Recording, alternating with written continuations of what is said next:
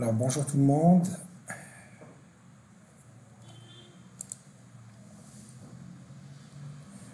Bonjour Sisti.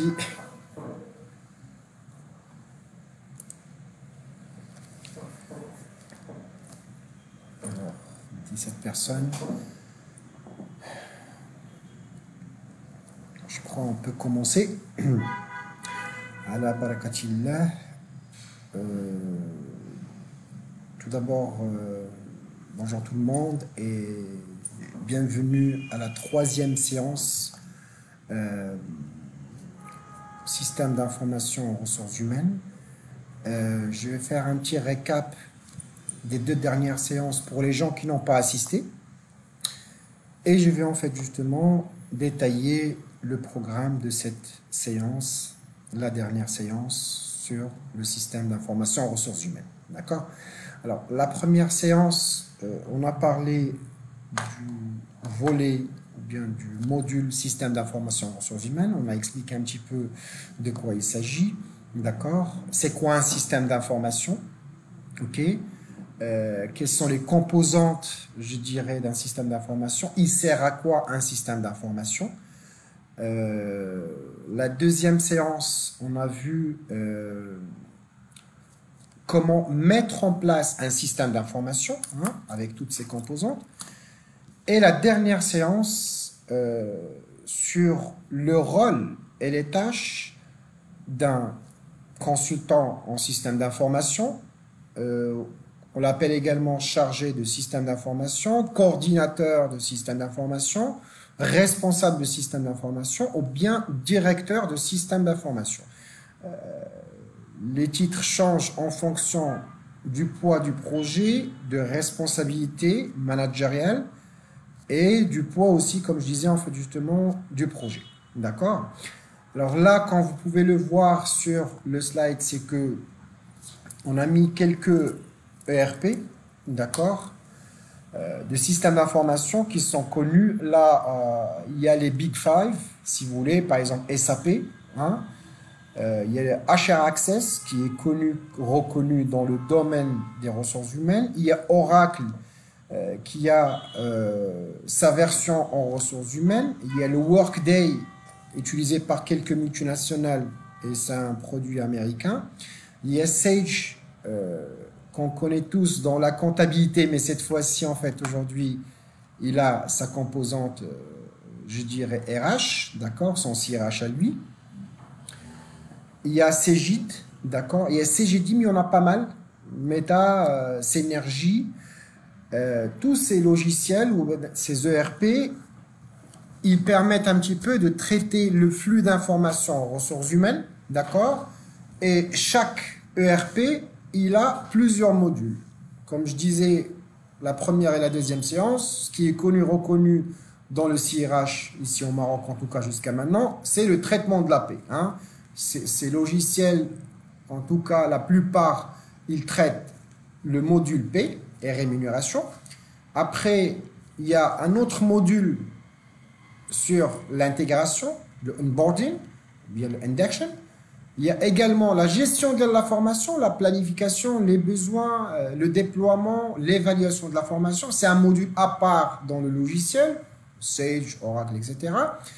Il y a également les intranets, ils sont tous équipés, tout ce qui est demande administrative, attestation de congé, attestation de salaire, bulletin de paie, d'accord? On peut mettre le module intranet, d'accord? Ou bien extranet dans ces modules-là, d'accord? C'est juste pour avoir en fait une idée sur les produits qui existent, d'accord, sur le marché et à l'échelle internationale, parce que là, c'est SAP, il est connu, reconnu dans l'industrie pour la gestion de la production, mais là, en fait, justement, son module de traitement des aspects RH, d'accord? HR Access, il fait que les ressources humaines, il est dédié pour ça. Sage, pour nous, on l'a vu au niveau de la comptabilité, essentiellement dans la finance, mais après, il a une composante, surtout sur la X3, qui traite en fait tous les aspects en fait RH, et les autres aussi, ils traitent en fait la gestion de talents, etc. D'accord? Alors, l'idée m'est venue cette fois-ci, avant de vous parler des rôles, je dirais, du CRH, c'est de commencer par la fin et vous parler de la rémunération. Il est judicieux de savoir combien ça coûte aujourd'hui de recruter un consultant en système d'information, un chargé. C'est la raison pour laquelle je partage avec vous en fait une étude de la rémunération 2020 de Michael Page qui classe un petit peu les profils RH. Et quoique j'aurais bien aimé qu'il y ait en fait une distinction entre consultant, entre directeur, entre coordinateur CRH et chargé CRH, mais au moins en fait on a un repère, d'accord. Aujourd'hui, à mon avis, je crois que ce métier-là de CRH, il va prendre toute son ampleur après le Covid, d'accord, pour plus d'agilité pour les salariés, la mise en place, la digitalisation, fait justement tout le workflow RH, depuis l'identification de besoins, le recrutement, son intégration, ses demandes administratives, le traitement de la paie jusqu'à la retraite. Vous voyez ce que je veux dire? Ce qui fait aujourd'hui, ce métier-là, il a des jours de printemps devant lui, pour la simple raison que la réflexion sur la digitalisation, elle est là, elle est sur la table. On parle un petit peu comment on peut digitaliser tous nos processus de recrutement pour plus de flexibilité, pour plus d'agilité. Ça tombe bien avec le télétravail. Je vois mal qu'une entreprise adopte le télétravail, d'accord, s'il n'opte pas, en fait, il n'a pas en fait un système d'information qui permet en fait de recenser ces besoins-là. On ne va pas demander à la personne de ne pas venir travailler. En revanche, on va lui demander en fait justement de venir déposer sa demande de congé support papier. Vous voyez ce que je veux dire? Ça va de soi. C'est la raison pour laquelle en fait ce métier-là de CRH, pas mal d'entreprises, ils sont en réflexion. Il y en a d'autres qui sont déjà avancés dans la réflexion. Ils ont même en fait justement passé des bons de commande lors du confinement, ou bien avant même, ils étaient en fait un petit peu avertis de l'importance de la digitalisation. C'est la raison pour laquelle, là, je partage avec vous. Bon, gestionnaire de la paie, en fait, ça ne nous intéresse pas dans un premier temps, mais je pars sur... Très bien, ça a repris, tant mieux. Alors, comme vous pouvez le constater, en fait, là, en fait, il y a une répartition, il y a les colonnes, en fait, parce qu'on parle d'un junior, un confirmé, un senior, et bon, là, en fait, on parle même carrément d'un débutant entre 0 et 2 ans, et on parle entre 2 ans et 5 ans, pour moi, c'est un junior, entre 5 et 10 ans, c'est un confirmé, entre 10 et 15 ans, c'est un senior, et plus de 15 ans, c'est des postes de top management ou bien je dirais, de direction dans le système d'information, parce qu'aujourd'hui, on peut assister à des directeurs de système d'information en ressources humaines. D'accord? Comme vous pouvez constater sur le chargé de CRH, junior, on commence à 35 000 dirhams annuels. D'accord? Jusqu'à 40 maximum. Ça, c'est le salaire brut. Or, je dirais les primes et les indemnités. D'accord? Entre 2 et 5 ans, vous allez constater qu'il démarre mieux qu'un gestionnaire de la paie, d'accord. Pour moi, c'est un bon départ, en fait, aujourd'hui, d'accord. Et après, entre 40 et 45 pour un junior, 45 et 50 pour un confirmé, vous pouvez le voir sur le tableau, entre 10 ans et 15 ans d'expérience, entre 50 000 dirhams, pardon, 500 000 dirhams, parce que c'est en kilo, la rémunération, je dirais, pour un profil en CRH. Après, quand on est responsable système d'information, c'est comme du camembert. Plus on prend de l'âge, mieux c'est. Bien sûr, ça augmente. Et vous pouvez voir, en fait, là, ça peut aller jusqu'à 1 200 000 de salaire annuel. D'accord? Selon l'étude récente de 2020 de Michael Page. Maintenant, pour atteindre ces salaires-là, il est judicieux de définir quel est le rôle d'un consultant CRH. Pourquoi j'ai mis AMOA? Parce qu'il y a des consultants CRH techniques. Là, c'est plus fonctionnel. Et de savoir qu'est-ce qu'il a comme mission. Qu'est-ce qu'on attend de lui. C'est-à-dire, si demain, vous décidez d'aller dans ce chemin-là, qu'est-ce qu'on attend de vous? Qu'est-ce que vous êtes censé faire? D'accord? Et comme j'ai expliqué, en fait, le consultant en système d'information ressources humaines, d'accord, c'est accompagner les clients. Ça peut être les clients externes lorsqu'il s'agit en fait d'un cabinet, ou bien les clients internes, c'est l'entreprise qui l'embauche. Dans les phases en amont et opérationnelles du projet RH. D'accord? Maintenant, ça, c'est les principales activités qu'on va détailler juste après. Alors, premièrement, c'est accompagner les clients dans la définition de leur schéma directeur, CRH. C'est vrai, ça paraît un petit peu au niveau top management, mais là, en fait, aujourd'hui, quand on veut dire schéma directeur, c'est pas en fait au niveau top management, c'est juste en fait la vision. Qu'est-ce qu'on entend faire à travers ce CRH, qu'est-ce qu'on vise à mettre en place, d'accord? Quelle est la finalité? Et il va résoudre quel problème? Vous vous rappelez un petit peu de l'algorithme, traverser la rue, d'accord? C'est à travers en fait un algorithme qu'on va résoudre un problème. Ce qui fait les schémas directeurs de l'entreprise, c'est agilité, c'est accessibilité, disponibilité et reporting pour avoir plus de vision, d'accord? Deuxième tâche, c'est accompagner les clients dans le choix d'une ou plusieurs solutions RH. Là, en fait, c'est vrai, c'est plutôt orienté cabinet. Mais là, en fait, comment je peux transmettre ça ou l'adapter au contexte d'entreprise?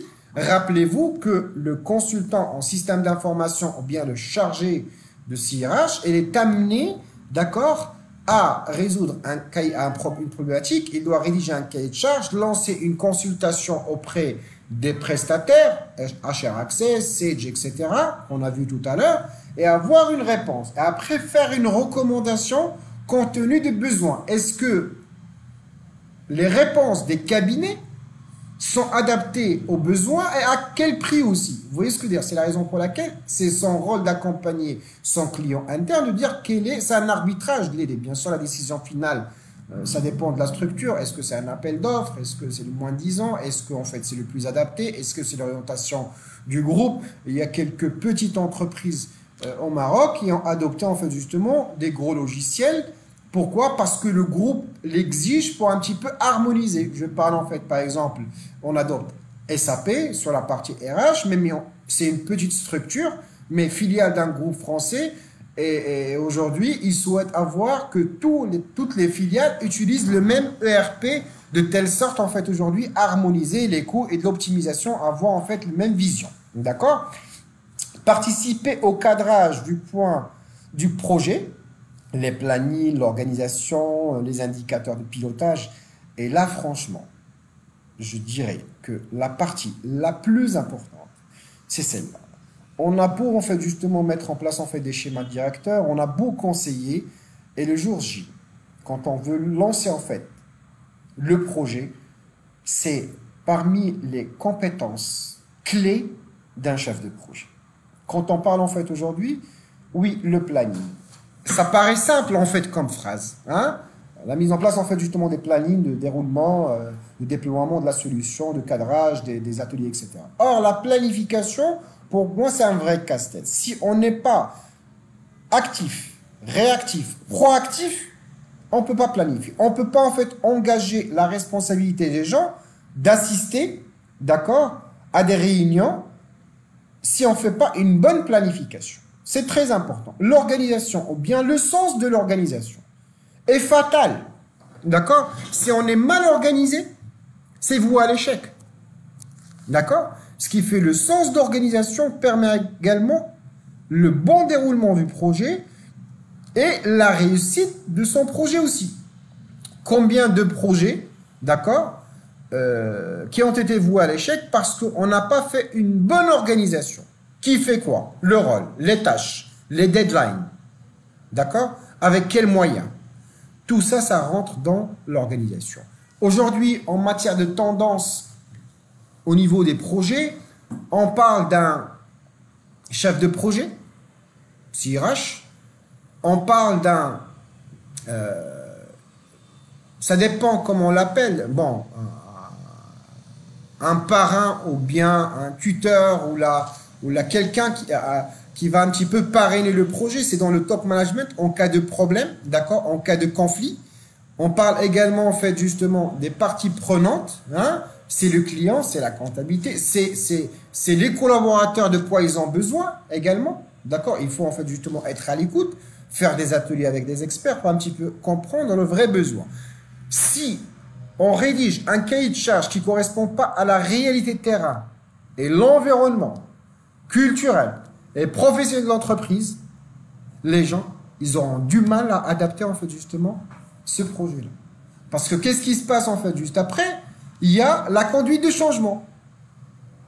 La conduite de changement, c'est que les gens, ils ont peur de demain d'adopter facilement une solution. Je me rappelle, il y a des entreprises, ils étaient sur un système de paie ou là, un système d'information archaïque qui devient obsolète, ils voulaient un petit peu basculer vers un autre beaucoup plus sophistiqué, sans prendre l'avis, en fait, justement, des gens. Les gens, en fait, ils ont fait ce qu'on appelle les poches de résistance. Pourquoi? Parce qu'à la base, ils n'adhèrent pas. Ce qui fait aujourd'hui, il faut engager la responsabilité, en fait, de l'user, parce que finalement, ce projet-là, ou bien cet outil-là, il va être destiné aux collaborateurs. C'est les users aujourd'hui, c'est la raison pour laquelle on parle de user experience. Après, une fois qu'on a adopté le projet, on regarde en fait les difficultés, on essaie un petit peu d'ajuster. D'accord? Très bien. On parle également des indicateurs, qu'on verra par la suite. C'est que l'état d'avancement du projet, d'accord, aussi, on va pas dire en fait, ok, on lance en fait le projet, le kick-off en fait le 1er janvier, et rendez-vous en fait jusqu'à la fin d'année pour dire en fait qu'est-ce qu'on a fait. Non, ça fonctionne plus comme ça. Aujourd'hui, il doit y avoir en fait justement des indicateurs qui nous permettent la progression du projet, les difficultés, le partage et anticiper. On peut bien sûr revenir en arrière, faire des ajustements pour avancer. Il ne faut pas attendre, c'est bon, je lance la sauce et j'attends en fait justement le output après une année. On peut se tromper. Vous voyez ce que je veux dire? Parce que généralement, même si on a tout anticipé, parfois ça arrive et franchement, je recommande qu'il faut prévoir. C'est la proactivité. C'est pas la réactivité, c'est la proactivité. Quand je mets un cahier de charge, je donne un exemple. Un collaborateur, il faut aussi prévoir une version mobile de la solution. Je dis un exemple, hein, d'accord, de mon congé. C'est qu'aujourd'hui, à travers cette application mobile, il va nous permettre en fait de cibler pas mal de gens, de collaborateurs, depuis leur maison, et ils peuvent passer en fait justement comment, demande congé, etc. L'accessibilité, il ne faut pas qu'il soit devant son PC. Un système de notification. Tous ces éléments-là, il faut les prévoir, il faut être en fait justement proactif. La proactivité dans la gestion de projet, c'est anticiper les problèmes, les difficultés et des choses en général. D'accord? Très bien. La qualité, le plan d'assurance, etc. Après, en fait, participer à des ateliers, la conception. Et là, c'est la capacité d'animer en fait des ateliers, une capacité de communication, de convaincre l'auditoire, d'échanger, d'accord, pour sortir un livrable. Parce qu'aujourd'hui, je me rappelle très bien dans mes précédentes expériences et aujourd'hui dans la mise en place du système d'information pour quelques entreprises, il faut tout faire, hein. C'est pas les délais, d'accord. Il faut penser au traiteur, il faut penser en fait à tous les aspects. Vous voyez ce que je veux dire. Et les gens qui sont là, qui sont pas d'accord, d'accord, étudier tous ces aspects-là, d'accord. Et je me rappelle très bien, il y a des consultants que j'avais qui disaient, bah écoute, ma brachigi, ou là en fait aujourd'hui, qu'elle doit un empêchement. Ce qui fait, on ne peut pas faire un atelier en fait avec le chef de projet seul. Il doit y avoir en fait justement les autres parties prenantes. D'accord? Ok?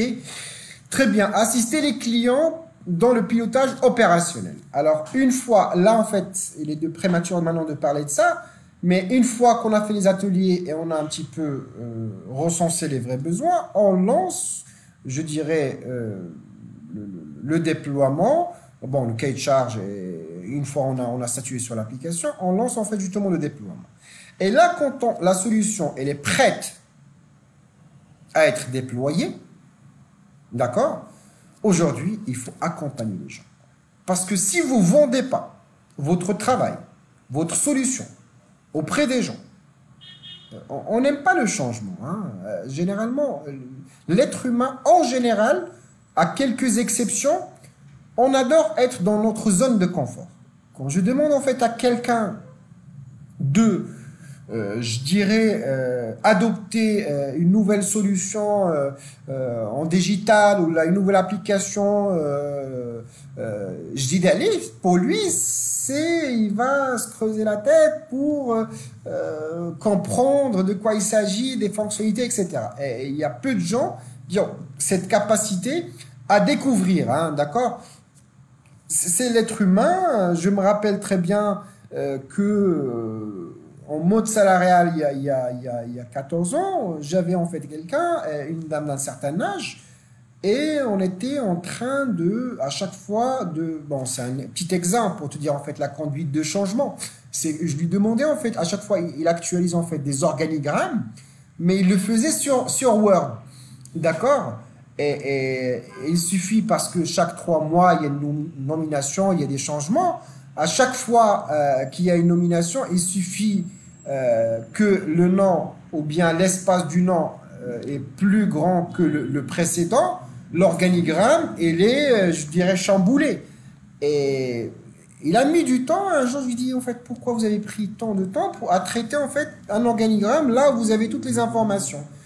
Et j'ai constaté qu'il travaille sur Word. D'accord? C'est la raison pour laquelle ça va être problématique. J'essaie un petit peu à travers une PowerPoint sur les organigrammes parapluies qui absorbent en fait justement les noms, quelle que soit en fait justement leur taille. Et c'est plus facile, c'est plus...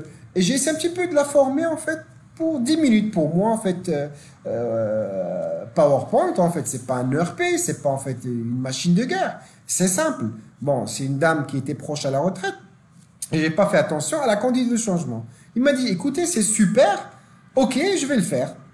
2 jours après, j'étais en fait pris sur d'autres choses, je reviens et je constate qu'il travaille toujours sur Word. Il est revenu sur son Word classique, c'est-à-dire sur sa zone de confort. C'est la raison pour laquelle il faut assister les users, les clients, d'accord, dans la mise en place pour leur montrer, je dirais, l'intérêt de l'utiliser. Et d'ailleurs, en fait, aujourd'hui, au niveau des standards de développement, même des interfaces, on parle des logiciels friendly use. Ça veut dire que c'est agréable de naviguer. Le choix de couleurs, c'est pas très compliqué, c'est pas des pages noires, c'est pas les AS400, c'est pas les... Bon, avec tout le respect que j'ai pour la AS400, avec tout ce qu'il a fait en fait comme merveille dans le monde, d'accord? Mais on est dans le couleur, dans le drop-in, on est dans les notifications, on simplifie en fait justement l'information pour les gens. Accompagner les équipes métiers dans la découverte du mode projet. C'est très important. Si vous êtes en fait en charge d'une équipe, mon conseil, c'est expliquer en fait le challenge, c'est-à-dire réussir un projet. C'est simple en fait aujourd'hui, noir sur blanc, sur papier. On parle en fait chef de projet, et vous l'avez remarqué dernièrement que tous les postes, quel que soit en fait justement le domaine d'expertise, hein, en marketing, en logistique, on cherche des chefs de projet. D'accord?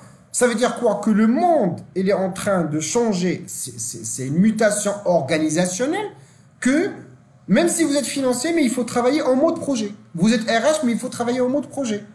Même si vous faites en fait vos tâches quotidiennes, on va vous affecter un portefeuille projet ou bien un projet à part, je dirais, ce que vous faites quotidiennement. Un comptable, par exemple, ok, soit on a les moyens, on va ramener en fait quelqu'un de l'externe, mais aujourd'hui, en plus, il doit rédiger un cahier de charge pour lancer la consultation, parce que c'est lui, le demandeur. Et une restructuration, la mise en place des tableaux de bord, etc., etc. D'accord?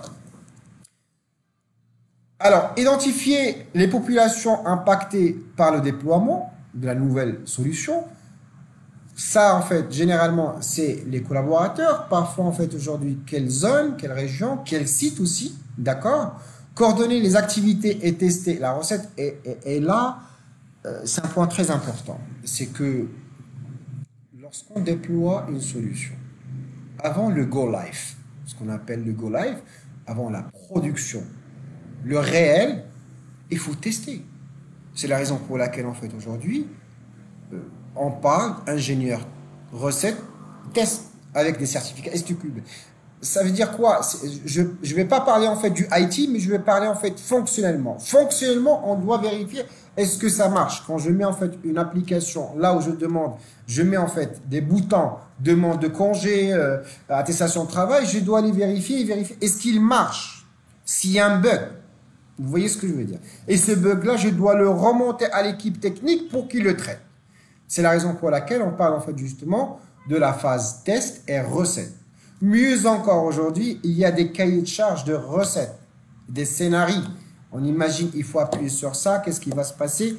Tout envisager. Il ne faut pas être en production et dire, ah, ça ne marche pas. Oui, ça arrive, mais à des cas très isolés. Mais il ne faut pas que le système en lui-même soit défaillant, sinon, en fait, dans la conduite de changement, avec les gens, ça ne marche pas. On a déployé des solutions et les gens, ils marchent, il est opérationnel. Zama, là, il se cache derrière. Ah non, ça marche pas. J'ai essayé, oui. Bon, franchement, tout ça, vous allez le découvrir si vous cherchez en fait justement à être un jour chef de projet. D'accord? Alors, je ne sais pas s'il y a des questions en parallèle. Ok, en attendant. Animer des sessions d'information et de communication. Et là, Christier, il est en train en fait justement d'assister à la séance. On parle de l'information, de la communication. Parce que quand on parle de la communication, il y a deux composantes. On parle de l'information, il y a transmettre l'information et avoir le feedback. Ne se contentez pas, d'accord, de donner l'information sans avoir le feedback des gens. C'est très important. C'est à travers ce feedback que vous pouvez en fait ajuster.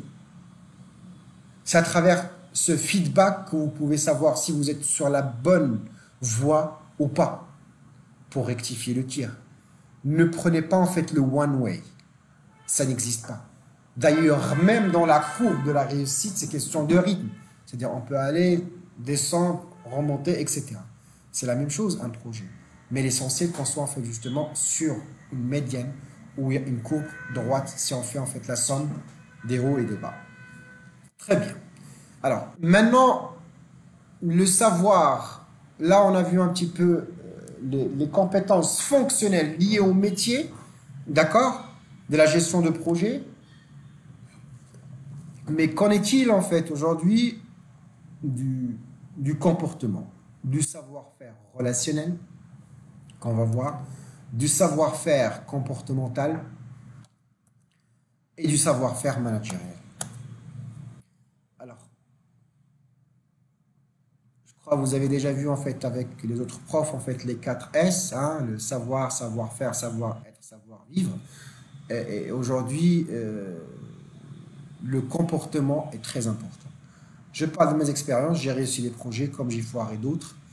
Et à chaque fois, je comprends pourquoi ça n'a pas marché. C'est la nouvelle tendance, c'est apprendre à travers en fait, justement des petites échecs, même des grands.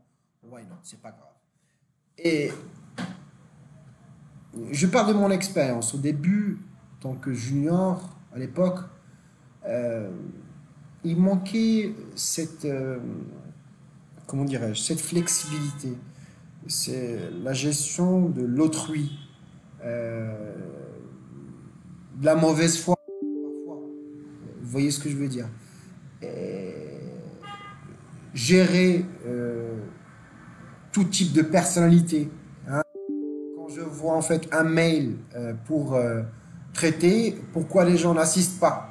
Hein, pour moi, ça doit être en fait justement clair. Oui, c'est l'inter. J'ai pas pu vendre.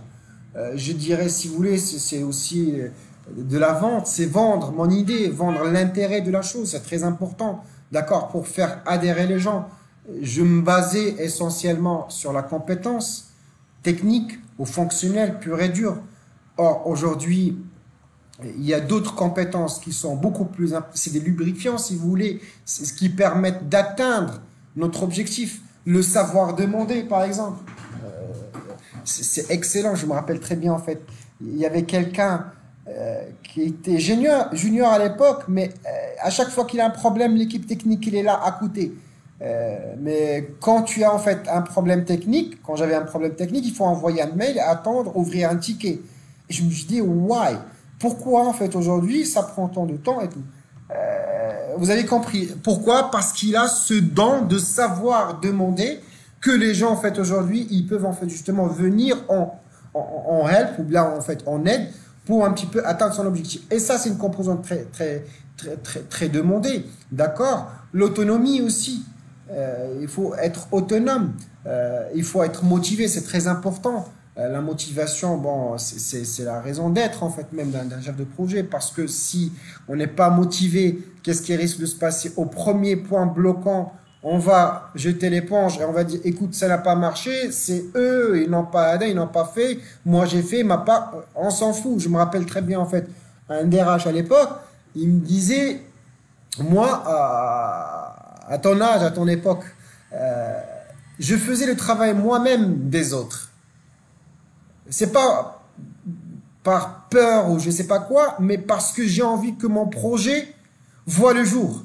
Je prépare même le mail que le gars est censé en fait justement renvoyer. Je lui dis voilà, merci d'envoyer ce mail-là. Pourquoi? Parce qu'il voulait en fait justement que le projet marche. Vu qu'il était chef de projet, vous voyez ce que je veux dire? Il est censé en fait justement atteindre son objectif. On s'en fout à certains moments de dire en fait oui, mais c'est pas de sa faute, c'est l'autre qui a bloqué. C'est à vous de s'adapter, de comprendre la mentalité de tout un chacun et s'adapter. L'organisation, on a déjà visé ça, on a déjà parlé de ça. Il faut être hyper organisé avec des indicateurs, avec en fait un roadmap, d'accord, pour un petit peu dire en fait qu'est-ce que je dois faire ça, qu'est-ce que je dois faire ça. Sauf, aujourd'hui, c'est pas que la gestion de projet en système d'information. Dans notre vie, il doit avoir en fait justement une feuille de route pour dire voilà, fin de la période, qu'est-ce que je dois faire, qu'est-ce que je dois atteindre, qu'est-ce que je dois achever comme mission, là, comme tâche, d'accord, et revenir pour dire en fait pourquoi ça a marché, pourquoi ça n'a pas marché aussi, d'accord. Affronter les conflits et réguler les conflits aussi, parce que n'attendez pas que la mission en fait d'un chef de projet elle est que fonctionnelle ou bien technique, d'accord, elle est parfois sociale. On va pas en fait aimer votre tranche, excusez-moi l'expression. On va pas en fait aujourd'hui adhérer à ce que vous dites, d'accord. Parfois c'est contre les intérêts des autres, d'accord. Tout ça c'est des difficultés. Il faut savoir en fait gérer les conflits, la résistance et les réguler. Je vais pas dire en fait aujourd'hui les neutraliser à 100%. C'est la raison pour laquelle j'ai parlé de réguler, c'est au moins diminuer. Il y aura toujours en fait une petite minorité dans le monde, d'accord, pas que dans l'entreprise, qui aura du mal en fait justement à passer de l'autre côté. Ils veulent pas. Il y a des gens jusqu'à maintenant en fait aujourd'hui, ils refusent le Facebook, ils refusent en fait justement les réseaux sociaux. Ils refusent. Il y en a d'autres bien avant qui refusent la télé, etc. Et voilà. C'est la raison pour laquelle en fait aujourd'hui il faut s'adapter à cette population. D'accord? Travailler en harmonie. Vous pouvez tout faire, oui, vous êtes Superman, mais il faut faire fédérer les gens et les faire bosser et les donner l'environnement, d'accord, de travail. Je me rappelle très bien, en fait, on nous retenait jusqu'à une heure très tardive pour travailler sur des projets parce qu'il y a un deadline. Et c'était magnifique. C'était en fait avec, on se faisait livrer, on travaille, on sentait même pas que c'est un corvée. On était passionné aussi, c'est très important. C'est la raison pour laquelle j'ai parlé de la motivation, le dynamisme, la créativité aussi, faire les choses autrement. C'est pas la Bible en fait aujourd'hui. On peut revenir pour rectifier, d'accord? Mais à travers en fait justement, il faut faire un bon chiffrage, mais il faut éviter le maximum, d'accord, un mauvais chiffrage. Le chiffrage, c'est combien ça va prendre du temps. Pourquoi? Parce que c'est une prestation, c'est un deadline, etc. Ok. Et pour les gens qui ont une tâche en fait justement managérielle, là la tâche il est encore plus difficile parce qu'il n'a pas que ce projet, il a plusieurs projets à travers en fait des chefs de projet. C'est motiver les gens, c'est communiquer, le leadership. Aujourd'hui, on parle de la nouvelle compétence, je dirais, de management par la confiance, hein, avec ce qui se passe en fait justement en télétravail, comment on peut faire confiance aux gens qui travaillent. C'est un mindset, avec quels tools, avec quels outils aussi. On parle du management parmi les compétences, je dirais, exigées de nos jours pendant le Covid et après le Covid, c'est le management par confiance. Aussi, management par mission. On ne parle même pas en fait aujourd'hui d'objectif, management par objectif. C'est que faire cette tâche-là, non, vous recrutez carrément. Vous voyez ce que je veux dire? C'est ça la mission, la différence entre tâche ou l'objectif et la mission. La mission, elle est plus responsable, c'est-à-dire vous responsabilisez davantage en fait justement cette personne. D'accord? Très bien. Et là, quand vous pouvez le voir pour schématiser, le système d'information, il englobe plusieurs aspects, ce qui fait il y a de quoi manger et boire en fait dans ce domaine ou bien dans sous ce domaine, d'accord, qui est le CRH. Moi, personnellement, je suis persuadé que les prochains postes qui vont être demandés, c'est les chefs de projet en système d'information en ressources humaines. D'accord? Pourquoi? Pour la simple raison que le contexte, il nous pousse en fait justement à digitaliser, il nous pousse en fait justement à gérer des projets. D'accord? D'ailleurs, même en fait, quelques entreprises ont déjà commencé. C'est la raison pour laquelle moi, pour les gens qui sont intéressés par ce domaine-là, je les encourage en fait vivement de choisir ce domaine-là, mais à condition d'avoir les compétences nécessaires. Au-delà de la compétence technique, l'expertise métier, vous pouvez en fait être l'expert en rémunération, en traitement d'AP avec tous les aspects en fait IR, CNSS, optimisation salariale. Si vous avez en fait un problème de comportement, vous pouvez pas en fait justement être chef de projet. Vous pouvez être en fait un gestionnaire de l'AP, d'accord, simple, qui est face à la machine, mais qui peut pas en fait justement piloter des projets là où la partie prenante est l'être humain. Voilà. Alors, écoutez, je ne sais pas s'il y a d'autres questions, s'il y a des questions avant de clôturer ce module-là.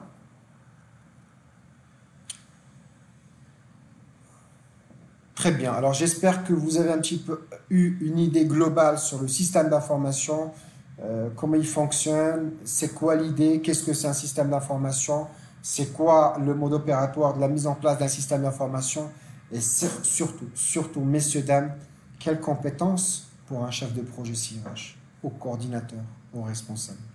On est dans l'humain. Très bien. Ben écoutez, c'était un plaisir de partager avec vous modestement en fait quelques informations sur le CRH. Je reste à votre disposition en off pour toute information nécessaire et utile. Sur ce, je vous souhaite bon week-end et j'espère qu'il y aura une belle reprise pour tout le monde. Très bien. Merci beaucoup.